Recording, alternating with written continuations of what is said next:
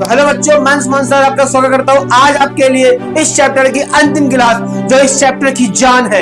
तो चलिए इस चैप्टर की जो सबसे मोस्ट इंपोर्टेंट टॉपिक अच्छी स्थिति निरक्षी स्थिति, इसके बारे में जानते हैं बिना टाइम को वेस्ट किए। चलिए शुरू करते हैं। तो अब हम वैद्युत द्विध्रुव की बात करते हैं। तो यहाँ से नया टॉपिक स्टार्ट होगा हमारे इस चैप्टर का, जो कि बहुत ही इंपॉर्टेंट रहने वाला है। तो ध्यान दीजिएगा कि वैद्युत द्विध्रुव क्या होता है। ठीक है, अब हमें द्विध्रुव के लिए दो आवेश चाहिए होते हैं। कितने आवेश चाहिए? दो, एक प्लस का और एक का माइनस का। तो जब दो आवेश होंगे, कितने आवेश होंगे हमारे पास? दो। लेकिन परिमाण कैसा होना चाहिए इनका? परिमाण जो होना चाहिए कैसा होना चाहिए? समान। तो परिमाण में समान, किंतु चिन्ह कैसा होना चाहिए? चिन्ह होना चाहिए विपरीत। ठीक, जब परिमाण में समान किंतु चिन्ह में विपरीत वाले आवेशों को जब हम एक दूसरे से अल्प दूरी पर रखते हैं, कितनी दूरी पर रखते हैं बेटा? अल्प। ठीक है, जब परिमाण में समान किंतु चिन्ह में विपरीत आवेशों को जब हम एक दूसरे से अल्प दूरी पर रख देते हैं, इसे क्या कहा जाता है? द्विध्रुव। क्या कहते हैं? वैद्युत द्विध्रुव। ठीक है, तो ऐसी रचना जिसमें समान परिमाण वाले किंतु विपरीत चिन्ह वाले आवेश एक दूसरे से अल्प दूरी पर होते हैं, इसे वैद्युत द्विध्रुव कहते हैं। अब बात करते हैं वैद्युत द्विध्रुव आघूर्ण की। क्या होता है? तो वैद्युत द्विध्रुव की रचना करने वाले आवेशों में से, भाई दो आवेश थे हमारे पास, कितने थे? दो आवेशों में से हमने क्या किया? एक आवेश की बात करें। ठीक है, तो वैद्युत द्विध्रुव की रचना करने वाले आवेशों में से, वैद्युत द्विध्रुव की रचना करने वाले आवेशों में से किसी एक आवेश का परिमाण, किसी एक आवेश का परिमाण उन आवेशों के गुणनफल के, देखो आवेश की रचना करने वाला आवेश तथा उसके बीच की अल्प दूरी के गुणनफल को वैद्युत द्विध्रुव आघूर्ण कहते हैं और इसको P से प्रदर्शित करते हैं। याद रहेगा, वैद्युत द्विध्रुव की रचना करने वाले आवेशों में से किसी एक आवेश का परिमाण तथा उनके बीच की अल्प दूरी के गुणनफल को वैद्युत द्विध्रुव आघूर्ण कहते हैं, इसको P से प्रदर्शित करते हैं। ठीक है, अब हम बात करते हैं इसका फॉर्मूला जो होता है P बराबर Q × 2L होता है, इसको P से प्रदर्शित करते हैं। ठीक, इसका मात्रक अगर बात करें तो आवेश का मात्रक कूलाम होता है, दूरी का मात्रक मीटर, तो कूलाम मीटर, या फिर इसके अन्य मात्रक भी जो होते हैं वो होता है डिबाई या इलेक्ट्रो नैनोमीटर। ठीक, याद रहेगा आपको यहाँ तक। चलिए आगे बढ़ते हैं। आगे हमारे पास हेडिंग आती है, एक क्वेश्चन है इसी से रिलेटेड, पहले उसकी समझ लेते हैं। एक क्वेश्चन का इधर आ गया थोड़ा सा, कि यही क्वेश्चन है पूरा। ठीक है, एक कूलाम आवेश दिया गया तो Q बराबर एक कूलाम आवेश के बराबर एवं विपरीत प्रकाश के आवेश 2 मिलीमीटर की दूरी पर रखे हुए। ठीक है, डिस्टेंस यहाँ पे जो 2 मिलीमीटर दूरी दी गई है हमारी अल्प दूरी हो गई। कौन सी दूरी हो जाएगी? अल्प। तो अल्प दूरी को यहाँ पे 2L से प्रदर्शित करते हैं, 2 मिलीमीटर। तो मिलीमीटर को चेंज करें 10⁻³ इसमें आ गया, ये मीटर में आ जाएगा। Q दिया है, 2L दिया गया, तो P निकालना है तो P बराबर लगाइए Q × 2L। तो यहाँ पर P का फॉर्मूला बराबर Q हमारे पास दिया गया 1 और यहाँ पे 2L दिया गया हमारे पास 2 × 10⁻³ तो 2 × 10⁻³ कूलाम मीटर। ये इसका क्या आ जाएगा हमारे पास? आंसर आ जाएगा। एकदम इजी न्यूमेरिकल है, आए समझ में। देखिए ऐसे नॉर्मल न्यूमेरिकल तो कई बार पेपर में आते हैं, एक नंबर में, दो नंबर में। तो जितना ज्यादा से ज्यादा हो सके आप उसकी प्रैक्टिस जरूर करते जाइएगा। और जैसे न्यूमेरिकल आपको हम बता दें वैसे एक बार आप घर में उसी टाइप की भी लगा लेंगे ना, तो आपका कल्याण हो जाएगा बेटा। चलिए आगे बढ़ते हैं। समझ गए? हाँ, बहुत फास्ट बोलते हैं क्या? नहीं। वैद्युत द्विध्रुव के कारण उत्पन्न वैद्युत क्षेत्र की तीव्रता, किसके कारण? द्विध्रुव के कारण वैद्युत क्षेत्र की तीव्रता। अब अगर आपसे पूछे कितनी स्थिति होती है? अच्छी स्थिति, निरक्षी स्थिति और किसी भी स्थिति में। ठीक है, तो ज्यादातर जो पेपर में आती है वो आती है निरक्षी स्थिति। ठीक है, पर हम आपको अच्छी भी पढ़नी पड़ेगी और निरक्षी भी। माना एक द्विध्रुव AB है जिसके बीच की अल्प दूरी हमारे पास 2L है, जिसके बीच की अल्प दूरी 2L है। ठीक, जिसके एक सिरे पर -Q आवेश तथा दूसरे सिरे पर +Q आवेश स्थित है। ठीक, इसके बिंदु O से R दूरी पर एक बिंदु क्या है? P है, जहां पर वैद्युत क्षेत्र की तीव्रता हमें क्या करनी बेटा? ज्ञात करनी है। ठीक, ये इसकी परिभाषा हो जाएगी। अब अगर हमें तीव्रता निकालनी है तो यहाँ लिखेंगे -Q आवेश के कारण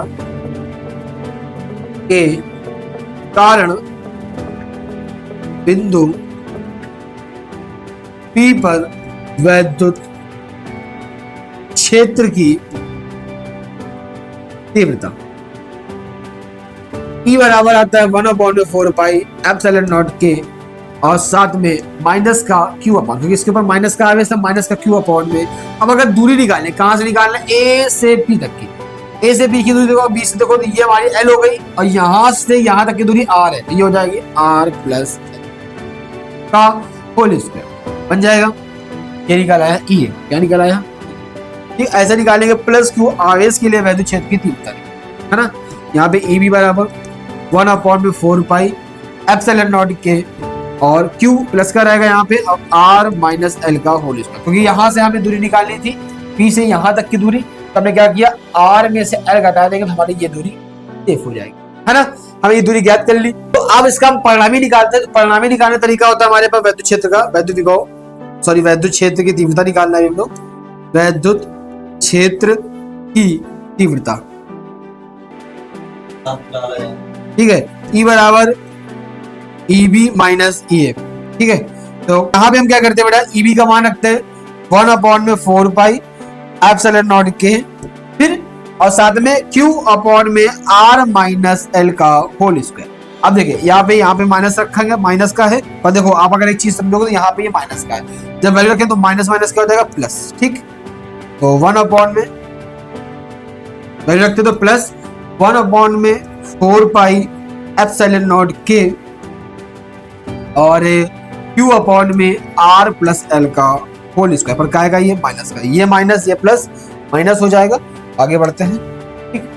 तो यहाँ पे आपको कॉमन भी दिखा होगा पीछे, तो यहाँ पे हम कॉमन ले लेंगे 1/4 पाई एप्सिलॉन नॉट के कॉमन हो गया, ब्रैकेट में बचे Q भी कॉमन ले लीजिए, यहाँ बचेगा 1/R माइनस L का होल स्क्वायर का 1/R प्लस L का होल स्क्वायर, ठीक है।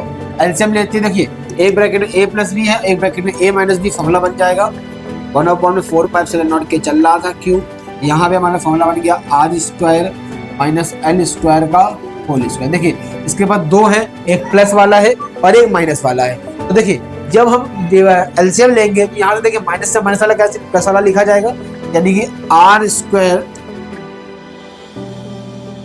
यानी कि R प्लस L का होल स्क्वायर माइनस का R माइनस L का होल स्क्वायर, ठीक है। फॉर्मूला खोलते हैं तो यहाँ पे 1/4 पाई एप्सिलॉन नॉट के हमारा चलता रहेगा Q, यहाँ पे फॉर्मूला खोलेंगे R square plus L square plus 2RL, यहाँ पे माइनस का मल्टीप्लाई करके खोलेंगे तो R square minus L square plus 2RL, क्योंकि फॉर्मूला हमारा होता है a square plus b square minus 2 अभी, पर माइनस की वजह से हो गया minus square minus L square minus plus का 2RL, ठीक है। यहाँ पे R स्क्वायर और माइनस का L स्क्वायर का फॉर्मूला चलता है होल स्क्वायर, ठीक है। ये देखिए यहाँ से ये और ये कैंसिल हो, 2 और 2 कितना हो जाएगा 4, ठीक है। तो 1/4 पाई एप्सिलॉन नॉट के Q, ठीक है। यहाँ पे 2 की जगह आ जाएगा हमारे पास, देखो 2 4 हो गया, ये दो 4 हो गया, पर इसको लेते 2 × 2 RL, ठीक, अपॉन में R square minus L square का होल स्क्वायर। तुमने फॉर्मूला पढ़ा रखा अभी कि P बराबर होता है Q इंटू P बराबर होता है Q इंटू 2L, जहां पर P आएगा, देखो ये हो गया Q, ठीक है, ये आ गया Q2L। अब जो बच्चा उसको हम लिख देते हैं पूरा, ठीक है। तो 1/4 पाई एप्सिलॉन नॉट के, ठीक, और यहाँ पे आ गया P, ये बच्चा 2, तो 2 लगाया, ये वाला बच्चा R, तो R भी लगा दिया, R square minus L square का होल स्क्वायर, ठीक है। अब अगर आप ध्यान से पीछे अगर आप समझेंगे एक चीज को, हमने आपको बता रखा कि L जो है वो अल्प दूरी है, L क्या है हमारे पास अल्प दूरी। अब देखिए L जब 2L अल्प दूरी थी तो L उससे भी छोटी हो जाएगी, L क्या हो गई उससे भी छोटी। अब अगर आप बात कीजिए टूटेगी, ठीक है, तो इसके अलग अलग घटक हो जाएंगे हमारे पास। तो इसका हो जाएगा EA साइन थीटा और EA कॉस थीटा, इसका हो जाएगा EB साइन थीटा और EB कॉस थीटा। तो अब यहाँ पे हमने देखा कॉस थीटा, ठीक है, तो कॉस थीटा हमारा क्षैतिज दिशा में होता है, तो यहाँ पे हमारा EA कॉस थीटा और EB कॉस थीटा, दोनों की डायरेक्शन सेम रहेगी, ठीक है। तो EA कॉस थीटा व EB कॉस थीटा समान दिशा में, इसलिए जुड़ जाते हैं। और जो हमारा दूसरा बच्चा साइन थीटा वाला, ठीक है, तो ये आ गया हमारे पास EA साइन थीटा और यहाँ पे आएगा EB साइन थीटा, ठीक है। तो EA साइन थीटा और EB साइन थीटा विपरीत दिशा में होकर नष्ट हो जाते हैं। फिर से पूरी थ्योरी समझना, एक बार में समझ में आएगी, ठीक। ध्यान से थोड़ा क्या बोला हमने, माना कि वैद्युत जो AB है जिसके A सिरे पर माइनस Q आवेश, B सिरे पर प्लस Q आवेश है, जिसके बीच की अल्प दूरी 2L है, जिसके केंद्र O से R दूरी पर एक बिंदु क्या है P है, जहां वैद्युत क्षेत्र की तीव्रता क्या करनी है ज्ञात करनी है। ठीक, तो क्षेत्र के घटक ये cos थीटा व ई बी cos थीटा समान दिशा में होने के कारण जुड़ जाते हैं, किंतु वैद्युत क्षेत्र के घटक ई ए साइन थीटा व ई बी साइन थीटा विपरीत दिशा में होने के कारण क्या हो जाते हैं, नष्ट हो जाते हैं। ठीक है, चलिए अब प्रूविंग की बात करते हैं। तो क्या लिखेंगे, माइनस क्यू आवेश के कारण, माइनस क्यू आवेश के कारण बिंदु क्या हो गया, बिंदु P पर उत्पन्न वैद्युत क्षेत्र की तीव्रता है ना, तीव्रता निकालेंगे तो E बराबर हमारे पास फॉर्मूला आएगा, इसको हटा देते हैं। ठीक है, तो ये बराबर 1/4 पाई एप्सिलॉन नॉट के, फिर यहां पे रहेगा P अपॉन Q अपॉन में, अब देखो इसके बीच की दूरी अगर हम निकालेंगे तो ये वाली है ना, तो ये हमारा L है, तो ये R है, पाइथागोरस लगाओ तो ये निकल के आएगा अंडर रूट पे R square plus L square, ये दूरी आ गई अंडर रूट पे R square plus L square का होल स्क्वायर बन जाएगा। ठीक, इसी प्रकार से निकालेंगे प्लस क्यू आवेश के लिए वैद्युत क्षेत्र की तीव्रता बिंदु P पर। ठीक है, ई बी बराबर आएगा 1/4 पाई एप्सिलॉन नॉट के, और क्यू अपॉन में तो सेम डिस्टेंस की यहाँ की भी रहेगी, यहाँ पे अंडर रूट में आएगा R square plus L square. ठीक, दोनों की डिस्टेंस आ गई।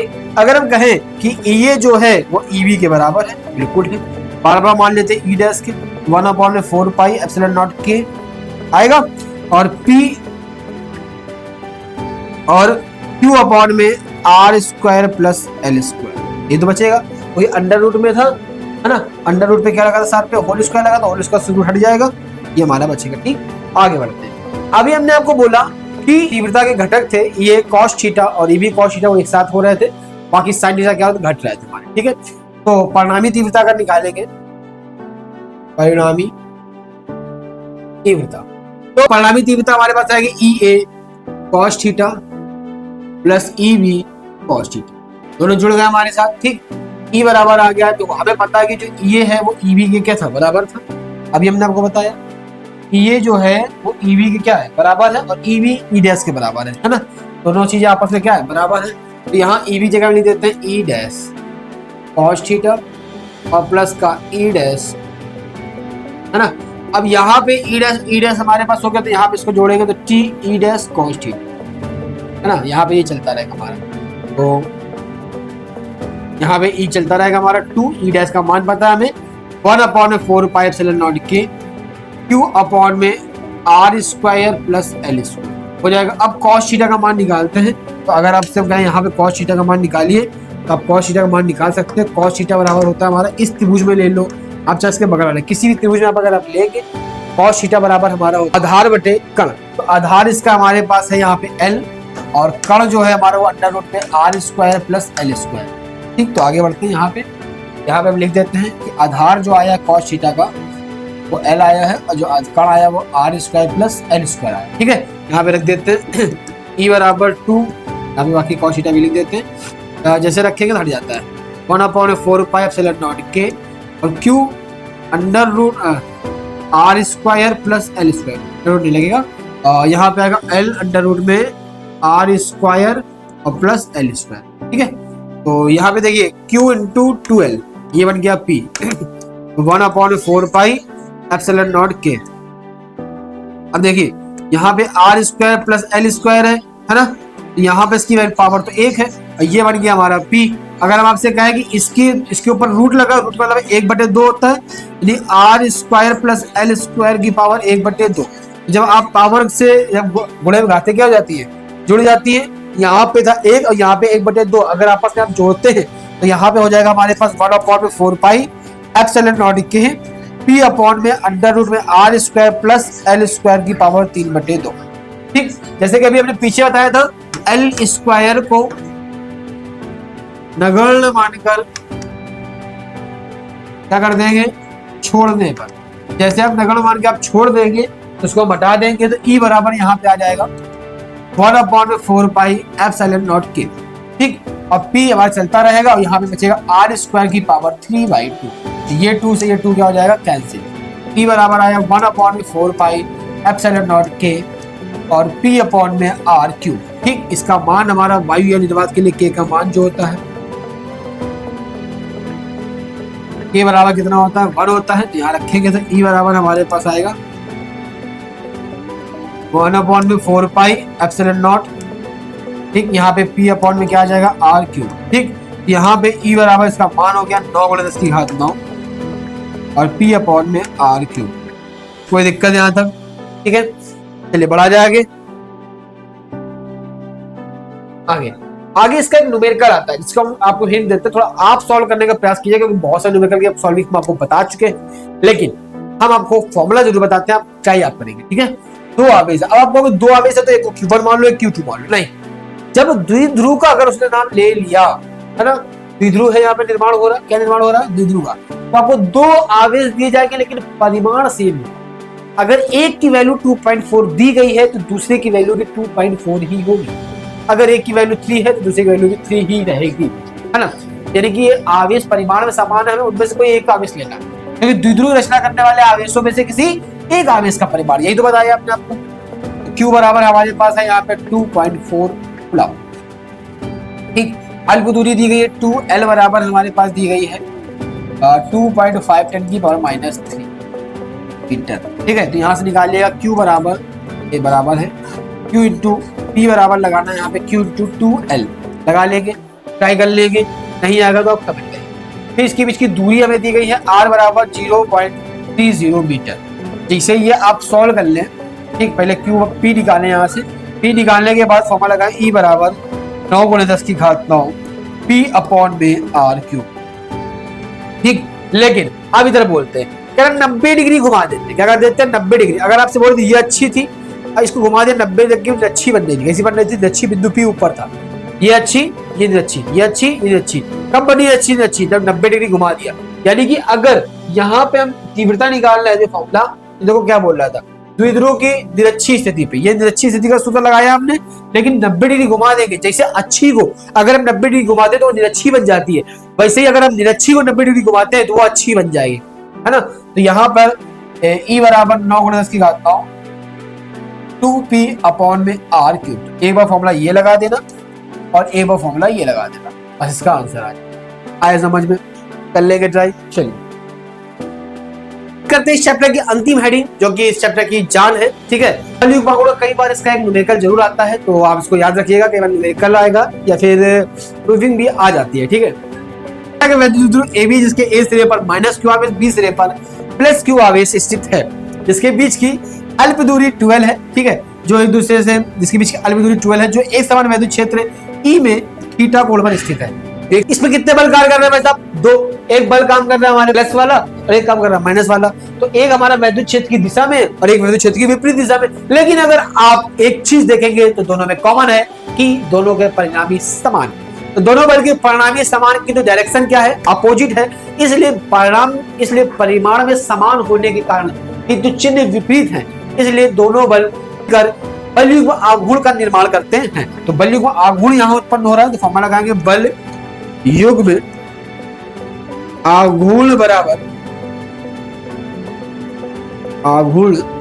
बराबर बल गुणे लंबवत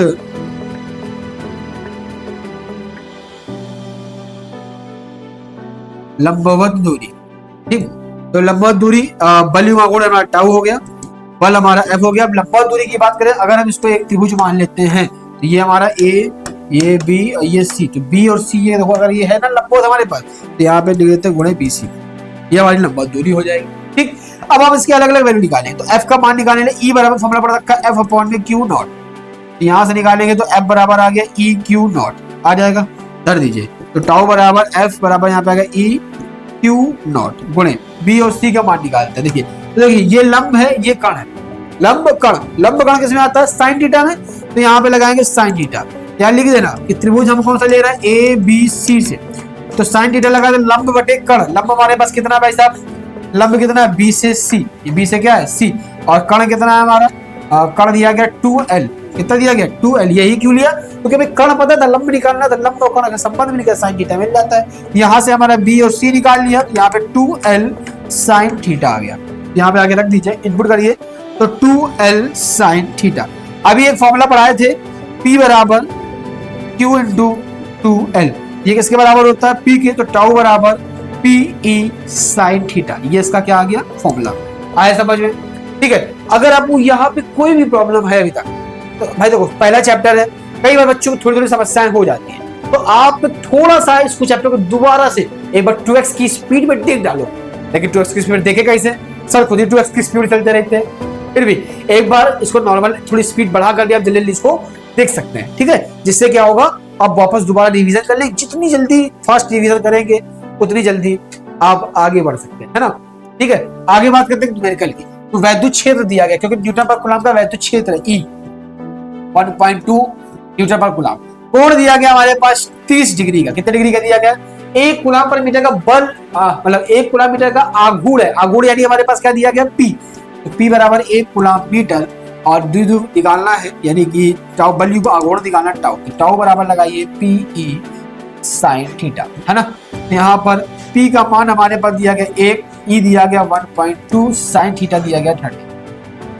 तो sin 30 का मान हमारे पास होता है 1/2। ठीक, इसको काट दो, ये आ गया हमारे पास 0.6।